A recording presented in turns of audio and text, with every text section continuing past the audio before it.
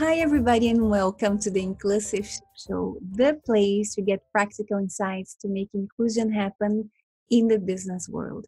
And today, I'm absolutely delighted to be here with Veerle Dero. Veerle, a warm welcome to you. It's a huge pleasure to have you here in the show. And Veerle is currently Europe Operations Director and BeLux Lead BeLux at Accenture.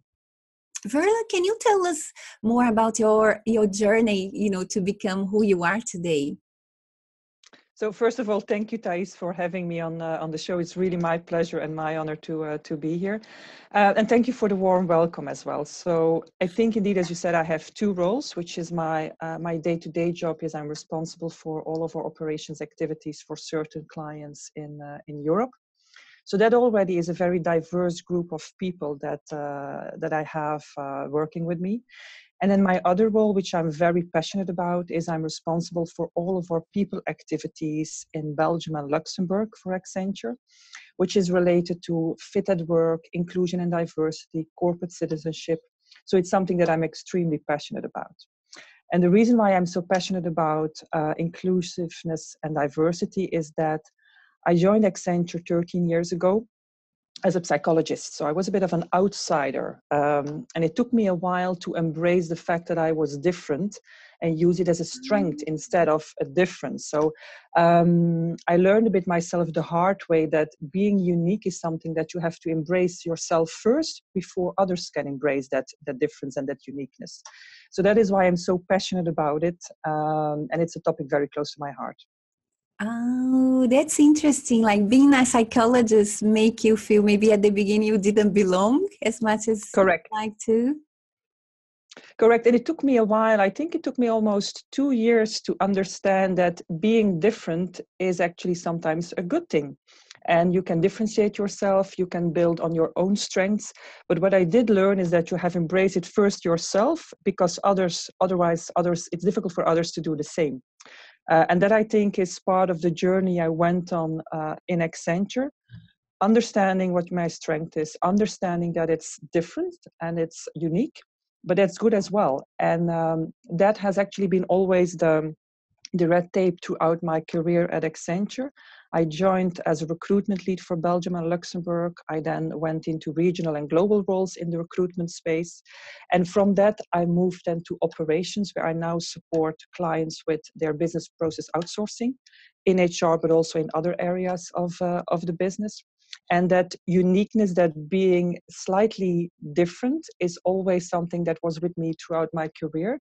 But it has always been a strength. I did not realize it in the beginning, but it always has been a strength. And Veerle, there's something in your I found your title, one of your titles, really intriguing. The BeLux Lead at BeLux at Accenture, especially because I've been noticing this evolution in the way titles, people who are leading the inclusion and diversity agendas, titles are evolving. Before it used to be diversity and then became diversity and inclusion. Now it's inclusion and diversity. Some people are called belonging. I've noticed that. Belonging, head of belonging in a corporation. And can you tell us a little bit about what is this BeLux project, within Accenture? What does it encompass? It's an initiative that we've launched over 10 years ago in Accenture Belgium and Luxembourg. And the initial purpose was actually to increase a feeling of engagement, actually a feeling of belonging to the organization. And over the years, it has evolved tremendously. But so it's over 10 years old, where we realized this should not just be a workplace. People should feel that they can grow here, that they can be themselves, that they can even be a better version of themselves, and that this organization is going to help them realize that. So the best name we could come up with at that moment was belong, because you belong to an organization. But over the years, it has become more than actually an engagement activity. It really has become our people agenda. We work very closely with HR and hundreds of passionate volunteers on the topics. And we work around fit at work. How can you be physically and mentally healthy? We work on inclusion and diversity, and that is a very broad range, and we will talk more about it. We also work around leadership development, corporate citizenship. What is our role in society and how can we contribute to the community we work and live in? But also, how can our people feel at home? What do they need? What makes them unique? And how can they grow as individuals and as professionals? So it's a very broad range of people topics in close collaboration with HR, in close collaboration with our volunteers, but also in close collaboration with the market. Non-profit organizations, other companies that have the same priorities. So really it's looking for allies who have the same vision on belonging, on inclusion and diversity, internally and externally. Oh, I really like the fact that it seems to be a very holistic it is, yes. Initiative or approach. Sometimes in corporations, people start working in silos, and those initiatives are completely scattered or not really walking hand in hand. And the way you described it, it seems like, it makes sense to put together those. Definitely. I think, to be honest, we learned that as well, because we saw that over those more than 10 years, we went into silos. But one of the things we realized the last year is that it's not going to work like that. People are so diverse. People are interested in all aspects. I mean, in our current society, you have that multi-layer individuals. You cannot say, I'm only this, I'm so many things. I'm a mother, I'm a professional, I love running, I love my food, I'm an addict to certain TV shows. That's who I am as an individual. It's very, very broad. And also we saw that all of our initiatives needs to influence one another. One of the initiatives we organized a few weeks ago was actually, it's a work stream around being a parent and working in Accenture. What is it, what you need as flexibility? And they work together with our LGBT community on how do we talk about to our young kids about being LGBT?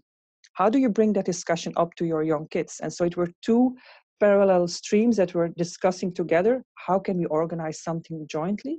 And we organized a session for our parents where we said, okay, these are ways in which you can be very transparent to your kids about the fact that people can have different preferences, people are different, but how can you bring that to your young children of different ages? Are there books you can read about it? How can you open a discussion? How do you answer certain questions that your kids have? So that was a very interesting session, which is exactly an example of how those two streams can work together. Yeah, that's brilliant, Veerle, especially because, nowadays I hear more, and I think that's a good evolution within the inclusion and diversity field. I hear more and more conversations around intersectionality. The fact that we are not just one thing, we are so many things at the same time, and bringing together different streams. Yeah, it makes total sense. Yeah, and for me, that's also the difference between diversity and inclusion. And you said it before, we were diversity and inclusion, now we're inclusion and diversity. Mm-hmm. What is the difference? For me, there's a very nice quote from Verna Myers, which actually is, diversity is in being invited to the party, inclusion is being invited to dance.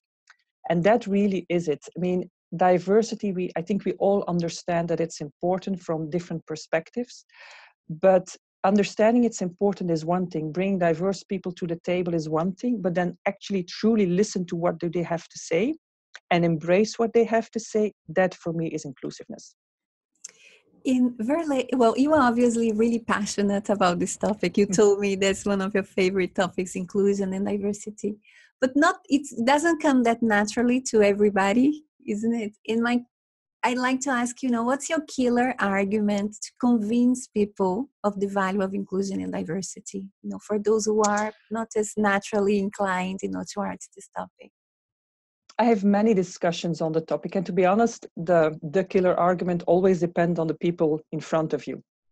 Mm. And also I would say that it's not necessarily about the argument. I would think that people almost have to make a mental click around it. They have to see the light. I can have many, many arguments, and I will give you a few in a few seconds, but I think they have to come to a realization that it is important. It's like, one of my colleagues used the example of, it's like people who want to quit smoking. Rationally, they know why it's unhealthy. They have read all the documentation. They know exactly what it's about, but it's about making for yourself that mental click of, okay, I have to stop. And for me, the same, it's with diversity and inclusion. We all have read the research about why it's good to the company's performance. But unless you make that mental click, you're not going to embrace it and change it. So the two arguments for me that I always come back to is, one is the economic argument. There is so much research that there is a strong correlation, probably even a causation, between having gender balanced leadership teams and the financial performance of a company, but also having multi-layer diverse teams and strong decision taking. So that economic argument is there. But for me, there's a second one. I'm a mother of 3 children. And they're between the age of 10 and 15. And of course, we talk about bullying. How can you be yourself? How do you feel at school? So there's always also a very strong human aspect to it. If I explain to my kids why they should not bully others, why they should embrace other children who have other hobbies, other things, other thoughts, other beliefs, the same goes for inclusion and diversity. It's just a human, decent thing to do, to embrace others. We're all unique, we're all different. As I said, it has to do with your gender, your age, your education, your background. So we're all different, and at the same time, we all have the same values, we're human, so we're actually fundamentally the same. So for me, it's that human aspect that probably is even more important these days than the pure economic one. I like that. You have the business case and the human case. It's the combination. True. Yeah, true. And Veerle, well, you seem to be, well, I know Accenture, you seem to be so far, ahead of many companies. You seem to be really leading, this field in inclusion and diversity. And out of all the initiatives that you've taken, what was the most effective one, the most impactful one? There are many. Well, the challenge we currently have, and thank you for the compliment that we're ahead, but I mean, we're learning on a daily basis, to be honest. We've made very strong commitments about gender equality in our business. Our leadership, global leadership, has been very, very strong about that. And gender balance is one of our key priorities. But at the same time, we have to be very careful that we don't forget about half of our population. And so the challenge at the moment is do you force things? Do you work with quota? How do you change that behavior? How do you work with unconscious bias? So there are many, many fronts that we still have to work on, and we don't have that silver bullet solution. For some people, it's the human argument. For other people, it's the economic argument, the business case. For other people, it's making sure that they see that they also have a place to play. What we often think is that, not just Accenture, but I see it with a lot of our colleagues as well, is we focus on the minority and we forget about the silent majority.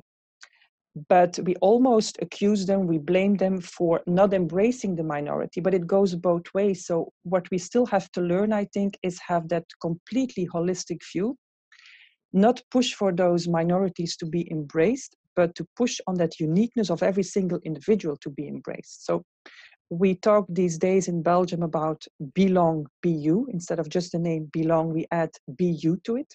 Because it's not just about those diversity segments, it's about every individual who can come to the workplace being truly himself. And as I said, becoming almost a better version of himself, thanks to your colleagues and the people surrounding you. That is the area where we still have to work towards. Not focus on the diversity segments, but really on the individuals themselves. And how are you doing that? It's going on many, many fronts. I think one of the aspects that we work on, as I said, is unconscious bias. It's something that we all have. And so we do trainings on that. We help people in realizing how that unconscious bias can make decisions, can block some of your decisions, whether it's on hiring, whether it's on promoting, whether it's just on honest listening to some of your people. We also help our leaders in making sure that the people agenda and that uniqueness of people is part of their priorities? How do you build your teams? What example are you to your teams? What support do you need to make sure that you have those inclusive teams?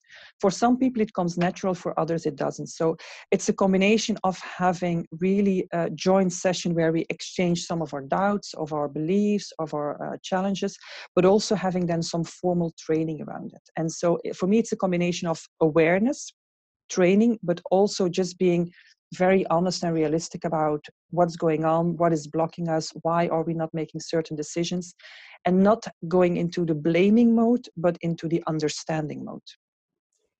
In what's the most common objection you come across?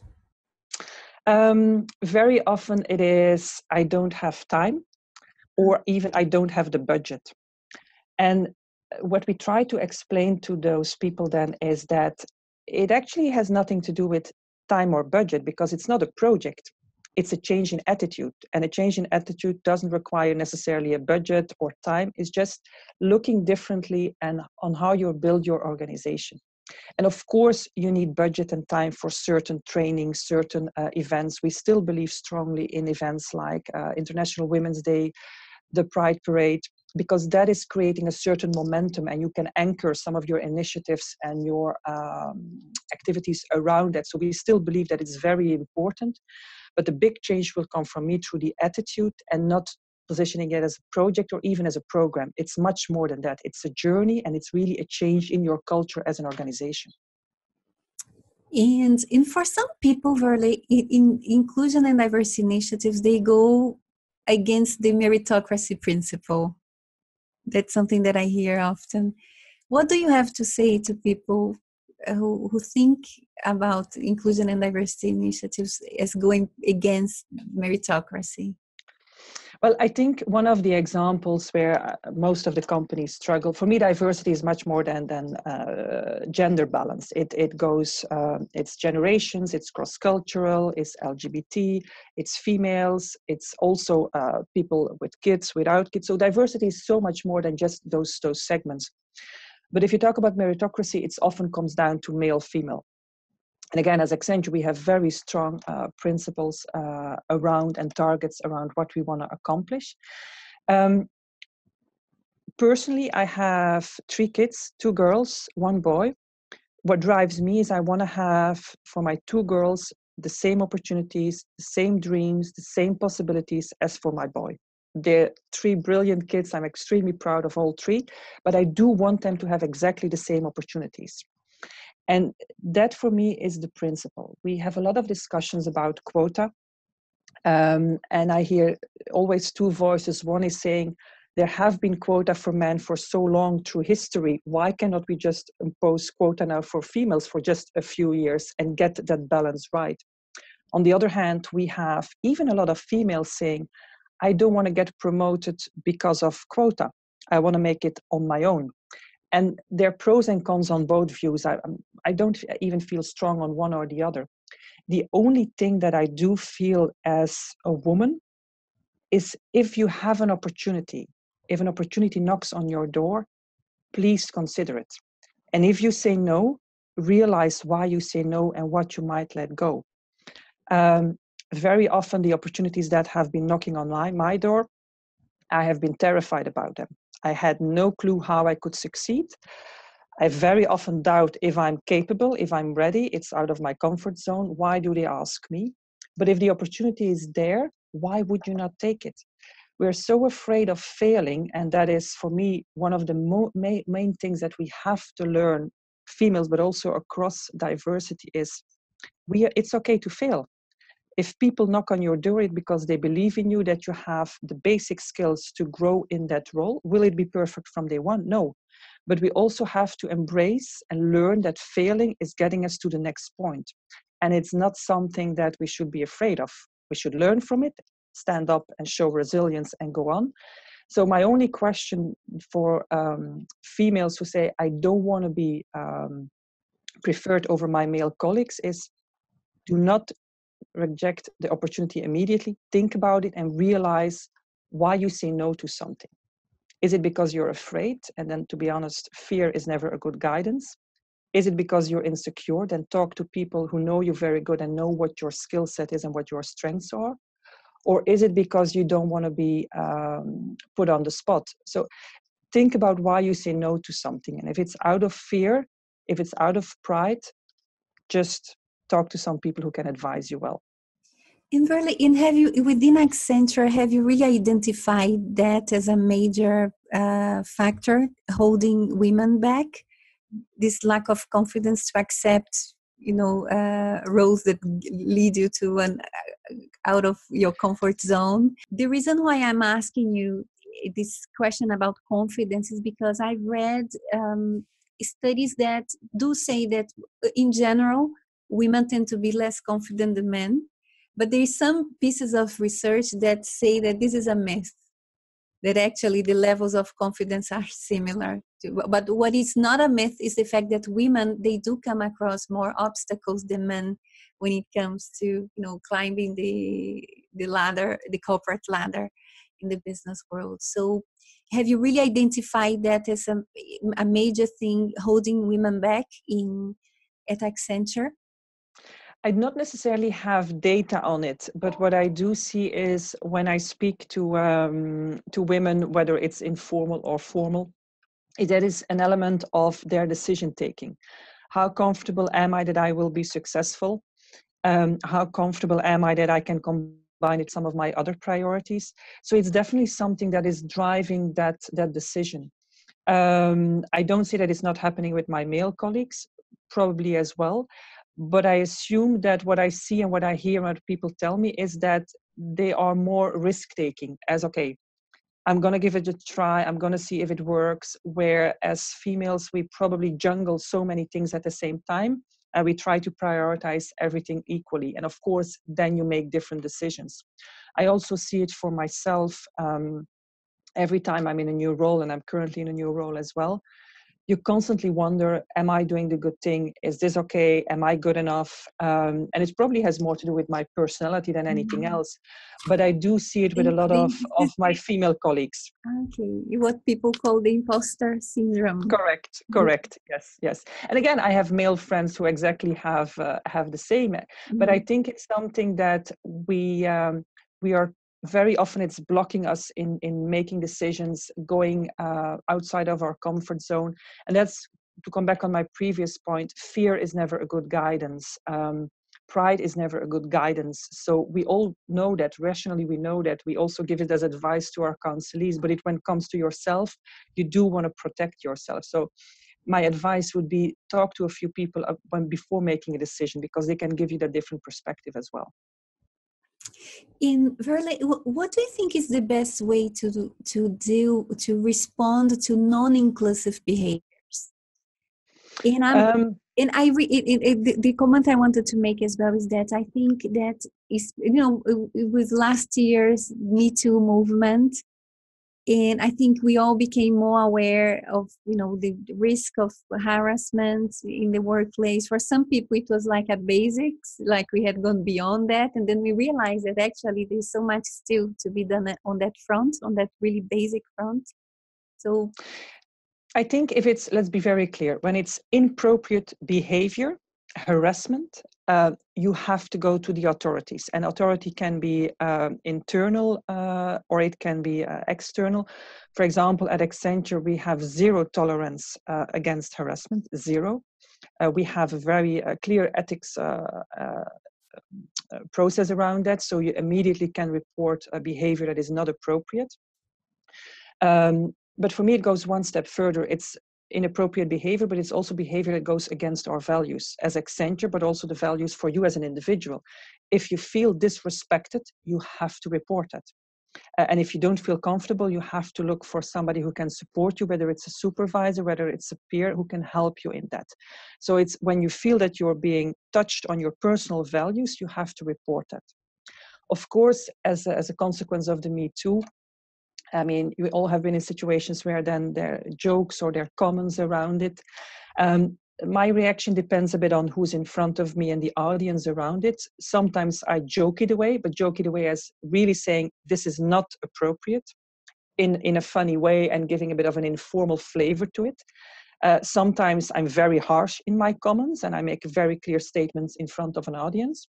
And sometimes I just take the person apart afterwards and say, look, what you said there is really offending me as a female, or it's offending other people around the table. So it depends a bit, but what I never ever do is just leave it like that. Because that behavior is then being installed, being encouraged, or just maybe people are not even aware of what they say, how it can come across. So my approach is a bit different depending on the situation, depending on the individual, but I will never just leave it like that, because that is something, and again, I come back to the fact that I have 2 daughters. I do this not just for myself, but also for them and for their friends. So for me, it's important that we educate people who touch our values as individuals. And that counts for male, female, for all kind of minorities and diversity groups. If it's touching their values, they should speak up or look for somebody who can help you in speaking up. Yeah, there are 2 principles in what you said that I think they are so useful anyway, Veerles. The fact that, you have to do something, not doing nothing. That's the no option, like do something. Absolutely. There are different ways Yeah. to respond, I believe, depending on the situation, but do something. And something also that you pointed out, the fact that sometimes people are not aware. So often Correct. people are not aware, and they, it's a good thing that they, they learn, from your feedback, something that they could improve in their behaviors. So. And of course, let us say, you also see it in the workplace. We have so many generations at the moment in the workplace. And we have 3, 4, sometimes even 5 generations in one workplace. Their background, their way of looking at, for example, inclusion and diversity is completely different. And so educating for me is a very important element to that. We have to step away of the accusing way, the blaming way. That is not part of the inclusive culture we want to create either. So we still have a long way to go, but I think education and focusing on the uniqueness of every individual, also that person from a different generation who has a different background and has never looked at it this way, that also is a uniqueness that we have to respect. So for me, we have to step away from the blaming element. It's about educating, but at the same time, respecting the values that every one of us has as an individual. And are there any mistakes that you made on your journey and that we could avoid? What could we learn from your mistakes? I think individually, very often on inclusion and diversity is the things that I regret are the things that I always looked at my own framework. I reflected on my own values instead of the values of someone else.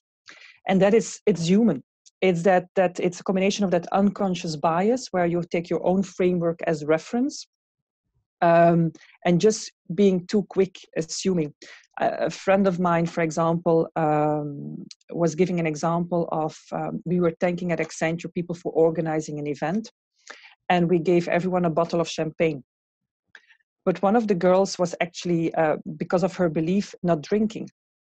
So it's a small thing. It's not even, the gesture was honest and was really great. They wanted to show how grateful they were for organizing that event, but it's just taking your own reference framework in your communication to others. And I've made many, many mistakes like that, to be honest. I probably make them on a weekly basis. But what I really want is that people then explain that to me, why it's not appropriate or why I should have given it a bit more thought. And that's not blaming, it's just educating. And it's that thin line between that education and your own reference framework, which is sometimes limited. And just that's because who you are, how you have been raised, how you have been educated, what is your background. But yes, I think that is my most made mistake. Yeah, that's so profound. I think it's really this, it's not natural for most of us human beings to put ourselves in other people's shoes all the time. Is an empathy, this cognitive empathy doesn't come that naturally. It's a process. Yeah. But I think, and it's something that we do see, we work on it very much in Accenture as part of leadership And leadership for me is a driving force behind diversity and inclusiveness. It has to come from that natural leadership, is that emotional intelligence, or what you just called empathy, is a critical word in inclusiveness. It's having empathy for the people around you. It's having empathy for the society around you. And what I truly believe is that going forward, that will become such an important component of leadership that I'm very hopeful for the future. And what would be, we're almost coming to the end of our session, Veerle. It goes very fast, doesn't it? It does, yes. Yeah.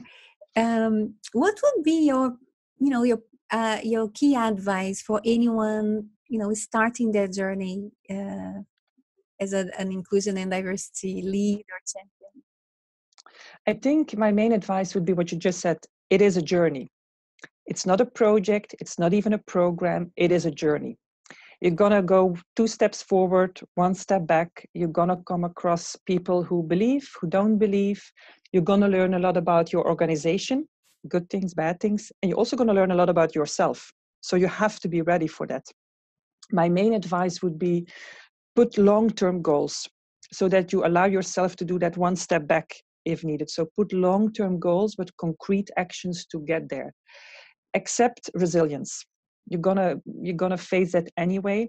And as I said, sometimes you're gonna go 2 steps forward and then suddenly you're gonna feel, I'm gonna take 1 step back. So it's important to surround you with allies internally who are true ambassadors of inclusion and diversity, but also externally. As companies, we often protect our intelligence, and I understand, but inclusion and diversity has nothing to do with corporate intelligence. It has everything to do with an attitude. So go outside, talk to people, talk to other organizations, be open about your barriers that you come across. We were last week in Brussels, we were signing a charter with more than 20 companies, a charter of the EU Commissioner, Maria Gabriel, on more women in digital.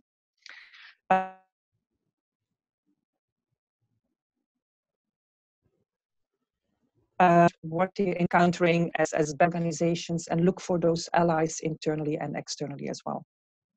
And any quotes, favorite quote? Well, you did share a favorite quote on inclusion and diversity. Do you have any favorite TED Talks or books that you'd like to share with us? There are many TED Talks and many good books. One of the things that I always watch, and I would encourage your viewers as well, is we have Sander van den Noordende, who's our Chief Executive Officer for our products industry group. He always talks about LGBT on the Davos World Economic Forum, so that's a really good one to watch. And the other thing, one of my favorite quotes is actually from Mother Teresa. It's an old one, but I think it still counts, especially on inclusion and diversity. And it is, I can do things you cannot do, and you can do things I cannot do. So together we can do great things. And I think that's still very, very valid. Yeah, totally. Well, thank you so much, Veerle. It's been my pleasure. Really inspirational interview. And it's great to feel also your passion and how authentic you are, in leading, that agenda within Accenture. Thank you so much. It has my pleasure, Thijs. Thank you very much. Thank you. And thanks everyone for watching. I hope you enjoyed as much as I did. It would be great to find out, what were your key takeaways from this conversation. Please write down something in our comments. Like this episode if you liked it, share it. Also, if you got value out of it. And if you want to learn more about my work supporting companies on their inclusive leadership journey, visit my website, theclickinternational.com, www.declicinternational.com. I hope to see you soon in the next episode. Until then, embrace differences and make a difference. Bye. Bye, Veerle.